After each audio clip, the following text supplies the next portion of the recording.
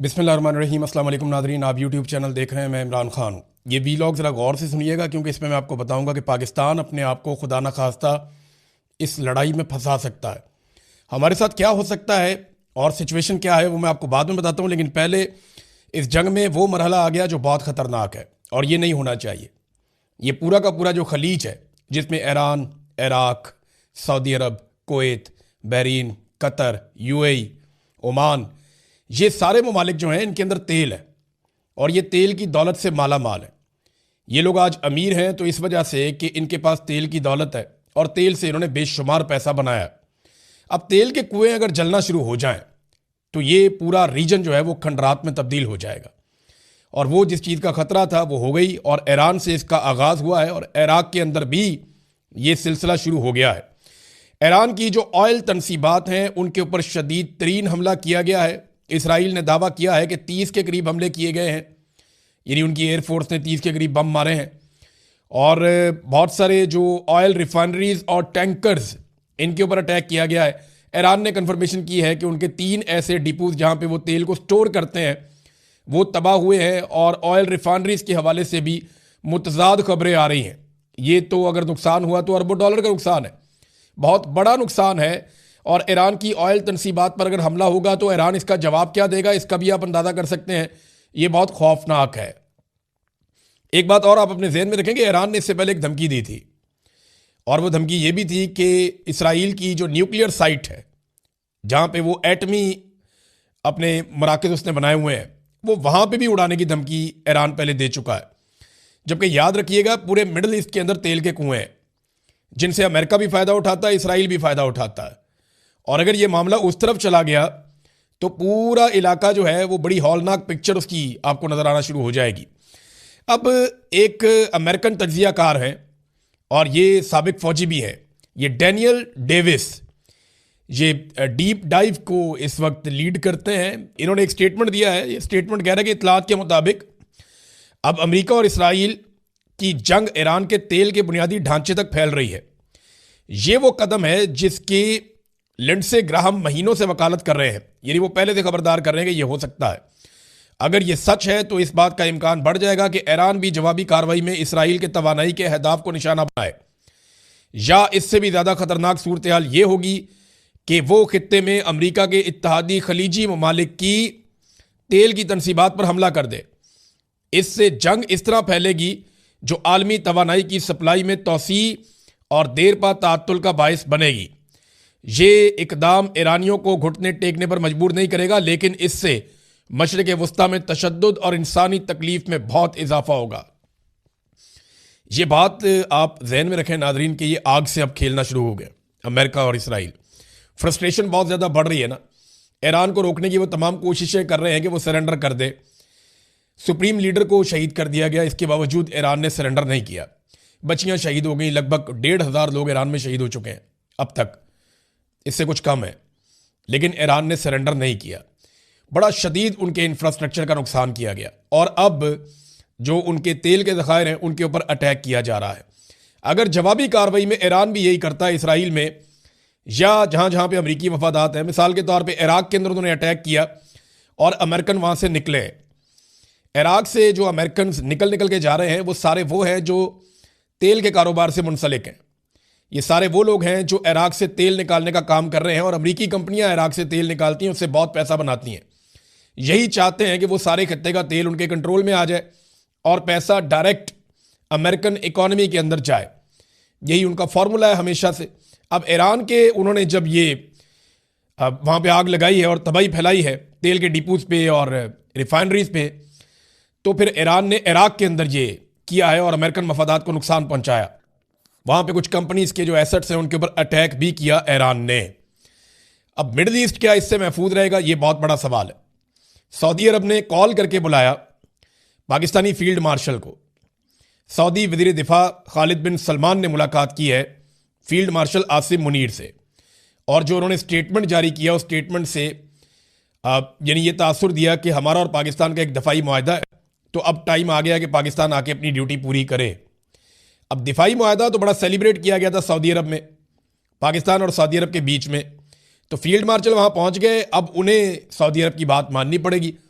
क्यों माननी पड़ेगी, वजह मैं आपको बताता हूं। $6 अरब तो सीधा सीधा सऊदी अरब का हमारे कौमी खजाने में पड़ा हुआ है। हमारे रिजर्व के अंदर $6 अरब, जिसे हम बार बार वो करवाते हैं, रोल ओवर करवाते हैं, वो सऊदी अरब का पैसा पड़ा हुआ है हमारे पास। और बार बार हम उनसे उधार तेल भी लेते हैं, उनसे इमदाद भी लेते हैं। ये सारी चीज़ें आप बार बार जो लेते हैं। और एक दिन पहले सऊदी अरब ने यह भी खबर दी, उन्होंने बाकायदा खबरदार किया कि हम इमदाद बंद कर रहे हैं, क्योंकि आप इमदाद को गलत इस्तेमाल करते हैं, इस बात का खदशा है। तो आप पहले इस्लाहात करें। उसके बाद आर्मी चीफ को जाना पड़ा। पाकिस्तान इससे बाहर रहना चाहता था, लेकिन आर्मी चीफ को बुलाया गया, क्योंकि इन्होंने अपनी मर्जी से, फील्ड मार्शल साहब ने सऊदी अरब के साथ एक दिफाई मुआहदा किया था। उस वक्त जो लोग बात कर रहे थे उन्हें गद्दार कहा जा रहा था। देखें, जब खादमैन हरमैन शरीफैन का एक बड़ा मुकाम है सऊदी अरब के हुक्मरानों के पास, और उसका सारे एहतराम करते हैं।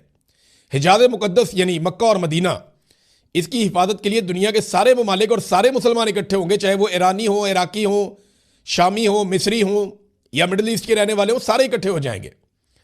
वो मसला नहीं है। मसला ये है कि जब पाकिस्तान ने सऊदी अरब के साथ एक दिफाई मुआहदा किया आसिम मुनीर साहब की ख्वाहिश पे, तो क्या इसको पार्लियामान में डिस्कस किया गया? क्या इसके ऊपर बहस व मुबाहिसा हुआ? क्या यह देखा गया कि किन दुश्मनों से सऊदी अरब को महफूज रखना है? यानी अगर इसराइल से आपने सऊदी अरब को बचाना है या किसी और मुल्क से जो जारहियत करने के लिए आए, तो वो तो बड़ी अच्छी बात है। लेकिन अगर दो बरादर इस्लामी मुल्क किसी वजह से आपस में लड़ पड़े, यानी सऊदी अरब में अमरीकी अड्डे हैं और वहां से ईरान के ऊपर अटैक होता है, ईरान वापस उन अड्डों पर अटैक करता है। अब अगर दो मुल्कों के अंदर इस किस्म की सिचुएशन बन के लड़ाई हो जाए तो पाकिस्तान क्या करेगा? ये तो बहस ही नहीं हुई, इस पर तो बात ही नहीं हुई।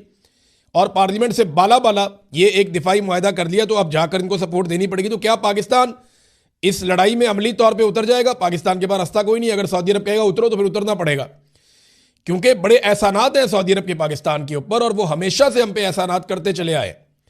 पाकिस्तानी सबसे ज्यादा जिस मुल्क में काम करते हैं वो सऊदी अरब है। बहुत बड़ी तादाद में लेबर क्लास सऊदी अरब में काम करती है। वहां से ज़र मुबादला पाकिस्तान में भेजते हैं, रियाल आते हैं पाकिस्तान में। और पाकिस्तान के हुक्मरान जो हैं, वो जो डोनाल्ड ट्रंप के साथ अभी रिलेशन बनाए, वो लिंक भी सऊदी अरब से जाकर मिलता है। तो फील्ड मार्शल गए और अब इनकार करने की गुंजाइश है नहीं। तो क्या अगर सुलह नहीं होती और मामला हल नहीं होते, क्योंकि DGISPR का भी इसके ऊपर एक स्टेटमेंट जो है वो मार्केट में फ्लोट कर रहा है, और उसकी भी मुझे समझ नहीं आ रही, उसका सरपाव नहीं है। देखिए, पाकिस्तान को वही करना पड़ेगा जो सऊदी अरब कहेगा। बड़ी ऑड पोजीशन होगी पाकिस्तान की। अल जजीरा ने इसके ऊपर बाकायदा एक रिपोर्ट छापी है। अल जजीरा का यह कहना है कि पाकिस्तान फंस गया बीच में। दो बरादर इस्लामी मुल्क हैं। देखिए, अगर पाकिस्तान इनमें से किसी एक की तरफ से भी लड़ता है तो पाकिस्तान में फिरका वारियत का बड़ा मामला हो जाएगा। यह शिया सुन्नी मामला पाकिस्तान के अंदर आ जाएगा, जिससे पाकिस्तान ने काफी हद तक जान छुड़ाई है। अब हमें इन दोनों मुल्कों के बीच में सुलह के लिए किरदार अदा करना चाहिए, ना कि एक फरीक बनना चाहिए। क्योंकि जो सऊदी अरब के वजीर दिफा है, बहुत मोहतरम है हमारे लिए, उनका जो एक स्टेटमेंट है उसमें उन्होंने पाकिस्तान और सऊदी अरब को एक फरीक और ईरान को दूसरा फरीक बताया। तो टेक्निकली आप समझ जाएं कि पाकिस्तान के army chief field marshal Asim Munir ने पार्लियामेंट से बाला बाला जो दिफाई मुआहदा किया सऊदी अरब के साथ, देखिए उन्हीं की ईमा पे हुआ ना। ये बेचारे तो कुछ भी नहीं है, किसी खाते में नहीं, ना 3 में ना 13 में। हुक्मरानों की तो औकात ही कोई नहीं है। पार्लियामान में आता तो अपोजिशन भी अपनी राय दे लेती, लेकिन ऐसा कुछ किया नहीं गया। अब वजीर दिफा किधर है?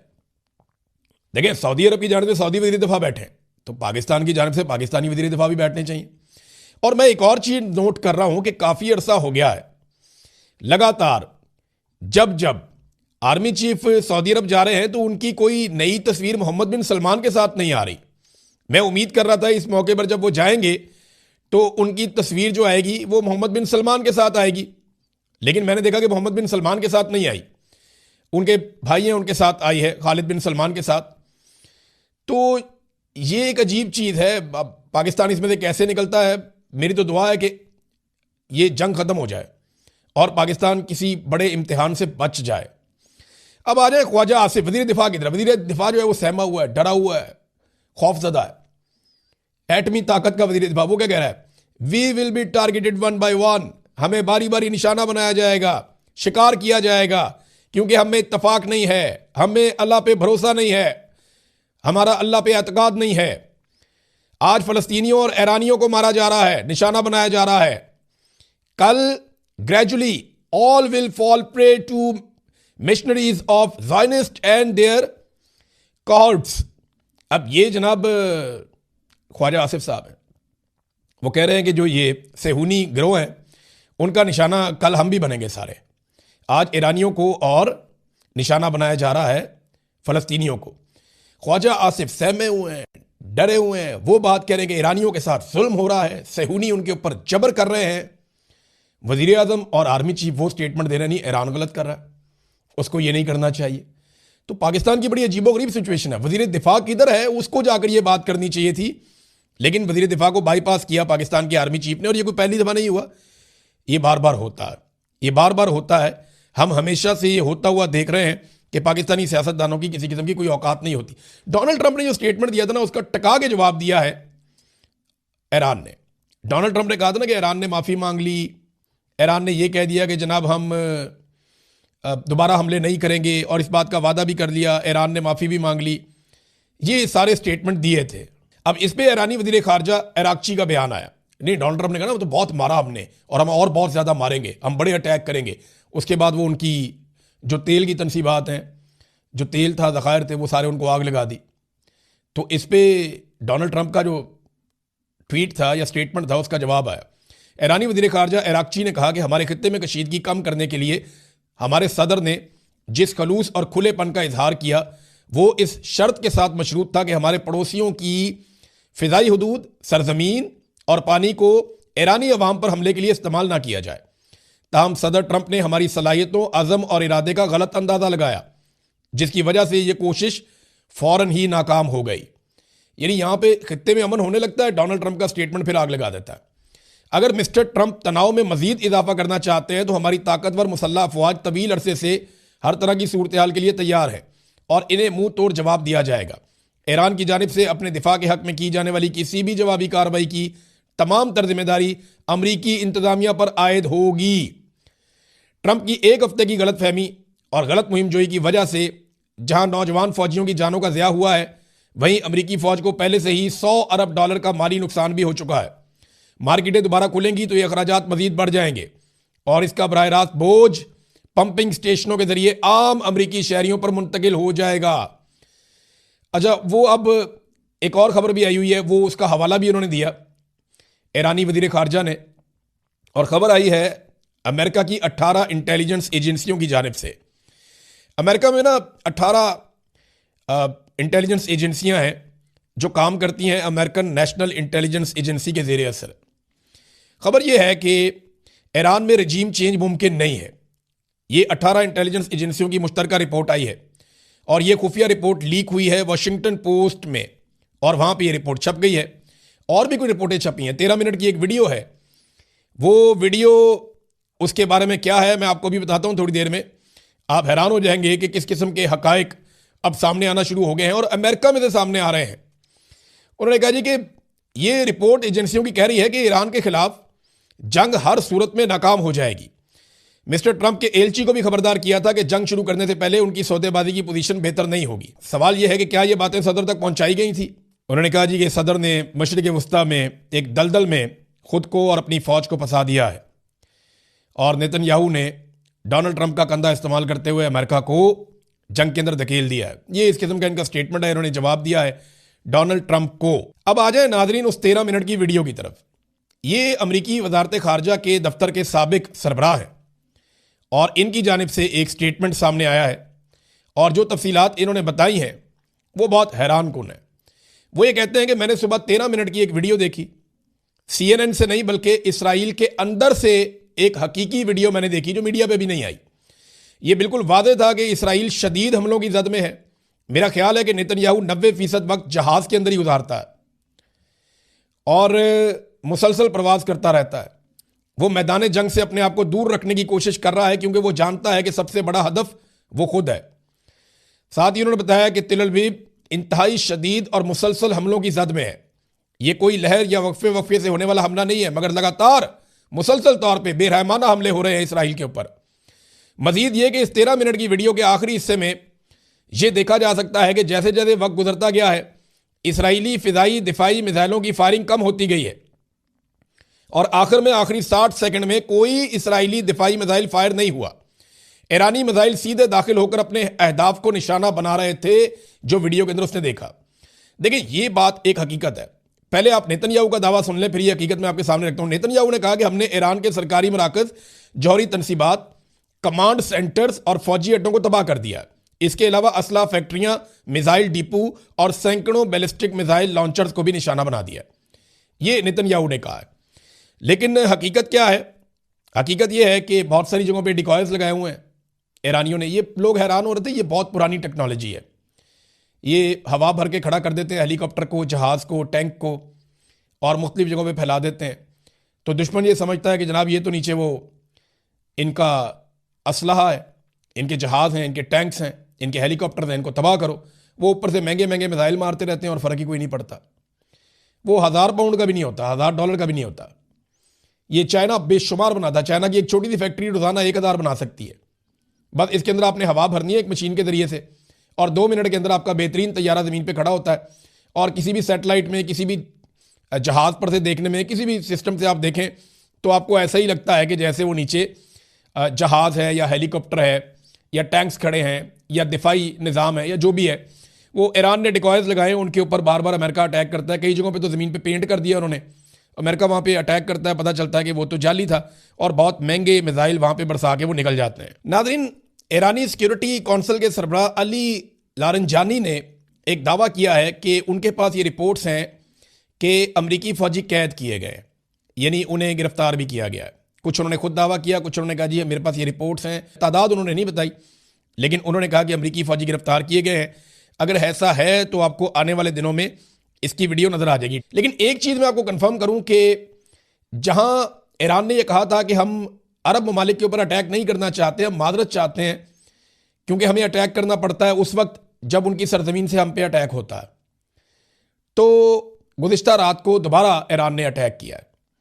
अब रात को लेट नाइट ये इंफॉर्मेशन आई कि ईरान ने बहरीन, कुवैत, सऊदी अरब और इराक में मौजूद अमरीकी फ़ौजी अड्डों पर हमले किए। ये हमले उन बेसिस के खिलाफ किए गए जो गुज़िश्ता शाम ईरान के खिलाफ इस्तेमाल हुए थे। जो अड्डे ईरान के खिलाफ इस्तेमाल हुए उनके ऊपर उन्होंने वापस अटैक कर दिया। अब देखें ना, इन अरब ममालिक की सूरत हाल ये है कि ये अमेरिका को मना कर नहीं सकते, इसराइल को रोक नहीं पा रहे। वो यहाँ से अड्डे इस्तेमाल करते हुए ईरान पे अटैक कर रहे हैं। उधर से ईरान वापस अटैक करता है तो ये माइंड करते हैं कि जी हमारी सरजमीन पे अटैक क्यों हो रहा है। ये बड़ी अजीबोगरीब सिचुएशन है। अब इसमें पूरा रीजन जल के खाक हो सकता है अगर होश के नाखून इन लोगों ने ना लिए। अमेरिका तो वापस चला जाएगा अपने फौजी लेके, अपने बहरी जहाज लेके।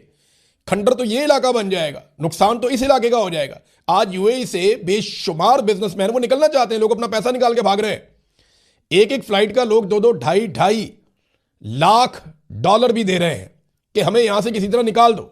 लोग निकलना चाहते हैं फौरी तौर पे। नाजरीन, डोनाल्ड ट्रंप ने चढ़ाई कर दी बरतानिया के ऊपर।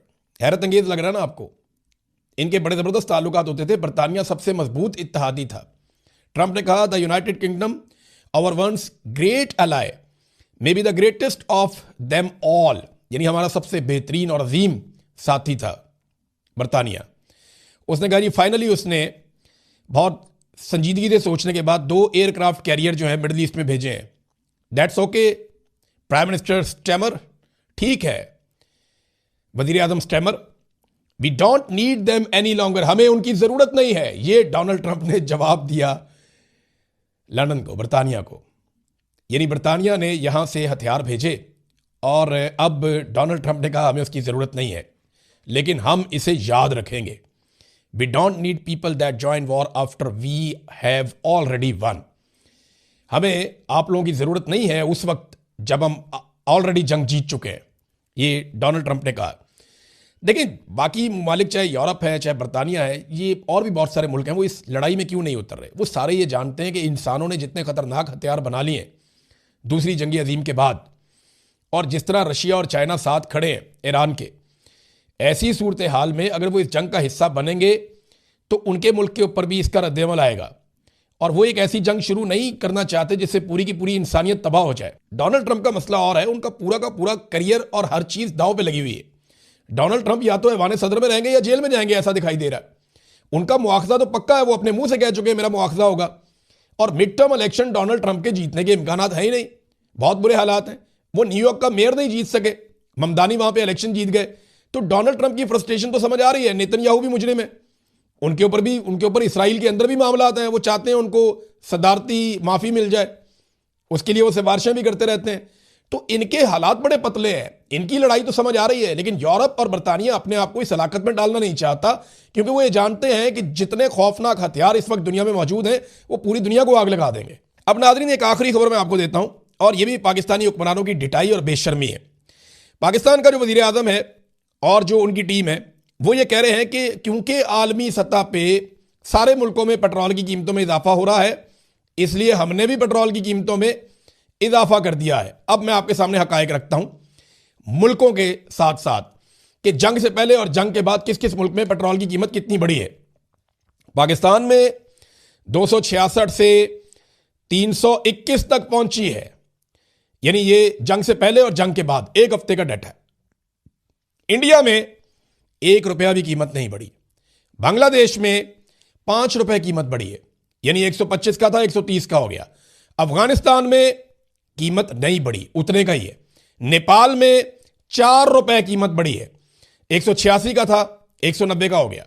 श्रीलंका में 365 का था, ये श्रीलंकन पैसे हैं, 370 का हो गया, यानी 5 रुपए वहां पे बढ़े हैं। तुर्की में 41 लीरा का था, 43 लीरा का हो गया, यानी 2 रुपए उनके बढ़े हैं।